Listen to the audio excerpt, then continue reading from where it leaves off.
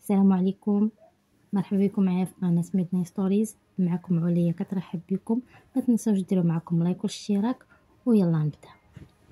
اليوم غنمشيو لاكثر بلاصه رعب وغموض، بلاصه اللي طراو فيها بزاف ديال الجرائم وما لقاوش ليها حلول، بلاصه اللي عاشوا فيها قتله متسلسلين، والبلاصه اللي كانت من ارقى البلايص حتى ولات من أكفس الأماكن، والأماكن اللي ولات معروفة بالجرائم الغامضة اللي وقعت فيه. وهاد البلاصة اللي هي أوتيل سيسيل. أوتيل سيسيل، قبل ما نهضروا على الجرائم اللي وقعت فيه أجي نتعرفوا عليه شوية، نعرفوا امتى تبنى وشكون الناس اللي بناو. أوتيل سيسيل واللي كان عنده لقب أكثر فنادق أمريكا رعبا، فندق تبنى سنة 1924 في لوس أنجلوس من طرف 3 ديال رجال ديال الأعمال اللي هما ويليام بانكس هانر، تشارلز ديكس وروبرت شوبس. هذا الفندق كان من أكثر الفنادق الفاخرة والراقية، ولكن كانت أمريكا في هذيك الوقيته جاها هبوط اقتصادي، وتحول هذاك الفندق من أكثر الفنادق رقي لفندق محشر، ولاو كيعيشوا فيه الأكثرية ديال الناس متشردين. وطبعا هذا الفندق تربط الاسم ديالو بمجموعة كبيرة من الوفيات والجرائم الغامضة والقتل المتسلسلين اللي كانوا فيه، واللي زاد شهر هذا الفندق هذا وهي الجريمة اللي كانت وقعت سنة 2013 ديال الطالبة الكندية اللي كان الاسم ديالها إليزا، اللي كانوا لقاوها ملوحة في هذاك السهرج اللي فوق الفندق. ولا كيتعتبر بهاد الجريمة هذه ولا كتعتبر كرمز للقصص والجرائم الغامضة والمرعبة. ومن وراء سنة 2013 كان شراه رجل أعمال آخر من نيويورك حتى هو، وكان الاسم ديالو ريتشارد بيرن، كان خداه ب30 مليون دولار. وكان صرح الرئيس التنفيذي للشركة اللي كان الاسم ديالو مات بارون على أنه عنده خطط باش يصلح المبنى ويحافظ على المعالم التاريخية ديالو. وحاليا الأوتيل ولا تقليدي يعني كسكن لدعم متشردين. ودابا ندوزو نهضروا على الكوارث والجرائم اللي وقعت فيه. أوتيل سيسيل غيتفتتح بأول جريمة غتوقع فيه اللي هي في سنة 1927، وكان واحد الشخص واخد واحد الغرفة في هذاك الفندق الاسم ديالو بيرسي أورموندو كوك، وكان عنده مشاكل عائلية مع الزوجة ديالو، ومشى لهذاك الفندق وتيرا رصاصة في الراس ديالو وطاح ميت في البلاصة. وكانت هذيك أول جريمة اللي وقعت في الفندق، وكان خلى رسالة حداه اللي كاتب فيها المال لا يستطيع شراء السعادة.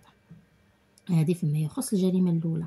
أما الجريمة الثانية اللي كانت 1931 ديال واحد السيد اللي كان الاسم ديالو نورتن، كان توفى بسبب أنه كلا كبسولة سامة ولقاوه ميت. وملي جات الشرطة سعيد وجات تشوف البلاصة لقاو على أن هذيك الكبسولات مازال عنده في الجيب ديال الجاكيطة ديالو.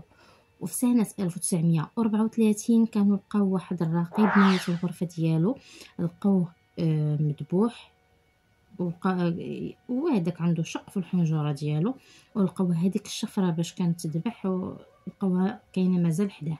ولكن شكون دار هاد الجرائم واش هما اشخاص بنفسهم اولا شي واحد اخر عمرهم ما قدروا يعرفوا.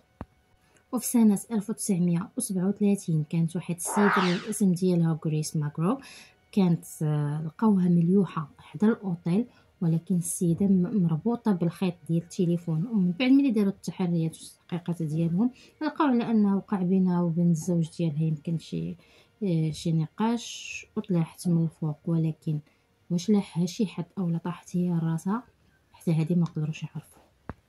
وفي سنة 1939 كانوا لقاو واحد السيد حتى هو كان يمكن واش موظف في البحرية، كانوا لقاو الجسد ديالو فوق واحد المبنى اخر حدا الاوتيل، ولكن ما عرفوش واش هو اللي تلاح او شي حد دفعو حتى هذه ما عرفوهاش. وكان الاسم ديال هذا السيد هذا كان الاسم ديالو روي تومسون. وفي سنة 1944 كانت واحد السيدة أو شابة اللي كان في العمر ديالها هذيك الوقيته 19 سنة، كان الاسم ديالها دوروتي جون بيرسيل.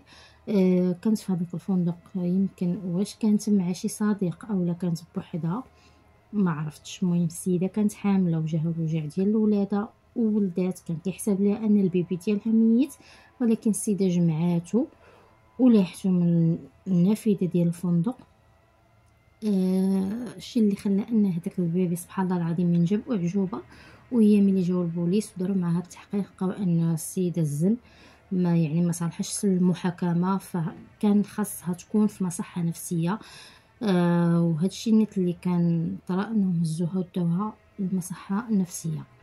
وفي نفس الفندق كانت واحد السيده اللي الاسم ديالها بولين اوتون، كانت دخلت في نقاش حاد مع راجلها، الشيء اللي خلاها ان تلح من الطابق السابع طاحت فوق واحد السيد واحد اخر. ملي بداو داروا البوليس التحقيقات كان كيحسب لهم انها طاحت هي وهذاك السيد طاحوا من الفوق، ولكن اللي اكتشفوه من بعد ان هي اللي طاحت فوق من السيد كان غير غادي من حدا الوطن. معدو لها نقله جمال في هذا الشيء. باش عرفوه قالوا على ان السيد مازال باقي صباطو في رجليه ويدو كان خشيهم في جيابو. الشيء اللي خلاهم يستنتجوا ان لا طاح شي شخص من الفوق، يعني من الطابق السابع او لا، المهم من شي طابق عالي، عمرو ما يبقى ليه صباطو في رجلو واستحاله بقى خاشي يدو في جيبو وهو غادي يطيح. وهذا الشيء طبعا كان وقع سنه 1962، ولكن راه قبل من 1962 تقريبا في 1947 كانوا لقاو واحد الجثه مقطعه حدا الجرده اللي انفصل مع الوطيل، دايره بحال شي مونيكا في السلطيه، حيت لا رجليها بوحديهم ويديها بوحديهم، يعني كل حاجه بوحدها. لقاوها ملوحه تما حدا الوطن. ملي داروا المعاينه ديال الجثه اكتشفوا على ان هذه الجثه ديال واحد السيده اللي الاسم ديالها اليزابيث شورت او ملقبه ببلاك داليا. وكانوا لقاو في سنه 1962 واحد السيده اللي لقاوها طايحه هي من الطابق الثامن والاسم ديالها جوليا فرانسيس مور. وش غنقول لكم عاوتاني، في سنه 1964 هذا الوطن شبعان جرائم. كانوا لقاو واحد السيده الاسم ديالها بيجون غولدي، كانت سيده كبيره في العمر مسنه. كانوا لقاوها واكله العصا مزيان في لحمها، كلها لحمها مزرق بالعصا، وكانوا لقاوها مغتصبه. وبالصدفه لقاو واحد السيد كان كيجري بحدا الوطيل هو عامر دمايات. ملي شدوه داروا مع التحقيقات واستجوبوه ولقاو على انه ما عنده حتى شي علاقه بهذه الجريمه وطلقوه مشى في حاله. وفي الثمانينات تقريبا كانوا لقاو واحد القتله متسلسلين في هذاك الوطيل. من هذوك القتله كانوا لقاو ريتشارد راميريز وجاك اندرواغرز. ريتشارد كان في البدايه ديال الثمانينات في هذاك الوطيل وكان ملقب بنايت ستوركر، وكان تحكم عليه ملي كانوا شدوه، يعني كان كيدير الجرائم ديالو. هو كان في هذاك الوطيل كيدير الجريمه على برا وكيدخل كيبدل حوايجو كيدخل للاوطيل. ومن بعد كانوا شدوه شي دراري وكانوا جاو البوليس وداوه وكانوا حكموا عليه، يعني اعترف بالجرائم ديالو كلها اللي دارها، وكانوا حكموا عليه انه غادي يتعدم في غرفه الغاز. ولكن ما كتبش لي انه يدخل لهذيك الغرفه، وكان جاه الله يسر الكونسير الله ينجينا وينجيكم، وتوفى قبل ما يدخل هذيك الغرفه. وكان جاك اندرواغرز كان كيستلهم الجرائم ديالو حتى هو. هاد الشخص هذا اللي الاسم ديالو جاك اندرواغر كان مساوي الاصل، حتى هو كان كيدير الجرائم ديالو لبرا، كان كيدخل الاوتيل. وهادشي اللي كاين بالنسبه لهاد القتله المتسلسلين. كيف ما قلت لكم بقى هاد التسلسل ديال هاد الجرائم حتى سنه 2013، حتى كانوا لقاو هذيك الطالبه الكنديه اللي كانت اختفت من الفندق في نهايه يناير 2013، بحيث كانت شدتها كاميرات المراقبه كدير شي تصرفات يعني ما واضحينش، يعني كتبرك على داك لي بوطون كاملين اللي في لاسانسور. الباب كان بلوكي ديال لاسانسور، كانت كدير شي حركات بيديها بحال كدوي مع شي شخص غير مرئي. فما عرفوش هذاك الشيء اللي كاين. فمن وراها تما السيده اختفت حتى كيكتشفوا على انها ملوحه في هذاك السهريج. شنو اللي خلاهم يعرفوها انها تما؟ كان المشكل عندهم كان كيهبط لهم الماء مسخ حاشاكم وفيه الريحه خانزه. الشيء اللي خلى العاملين ديال هذوك الفندق يطلعوا لهذيك الصهاريج حتى كيكتشفوا الجثه انها ملوحه تما. ما عرفوش شكون اللي لاحها، يعني داروا داك التقارير ديالهم كاملين وكل شيء، ولكن تقرير الطب الشرعي قال على ان وصف هذه الحاله ديال الوفاه على انها حاله عرق، ومع ذلك بقى فيها بزاف ديال الغموض. وفي هذيك الوقيته اللي كانت هي ساكنه تما كانت من وراء الجريمه اللي كانت وقعات ديالها كانوا جاو شي مشاهير يوتيوبرز، وكانوا عاودوا حلوا التحقيق يعني، ورجعوا اللائحه ديال الناس اللي كانوا معاها في نفس ديك الايام اللي كانت هي فيها تما. كانوا لقاو على واحد المغني كان الاسم ديالو موربيد، اللي كان كيغني الميتال، وكان عنده تقريبا هذوك الاغاني ديالو كاملين كيتغنى فيهم بالموت، كيتغنى فيهم المهم اغاني كلهم عدو ديال العنف والرعب وداكشي.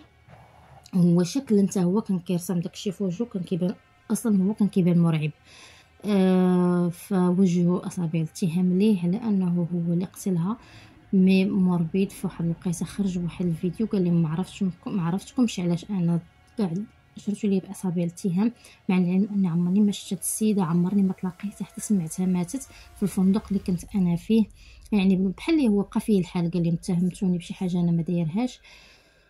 هادشي اللي كاين في هاد القصه هادي. وطبعا من وراء هاد القصه هادي ما بقات سمعت حتى شي قصه عصف او شي جريمه وقعت في هذاك الاوتيل.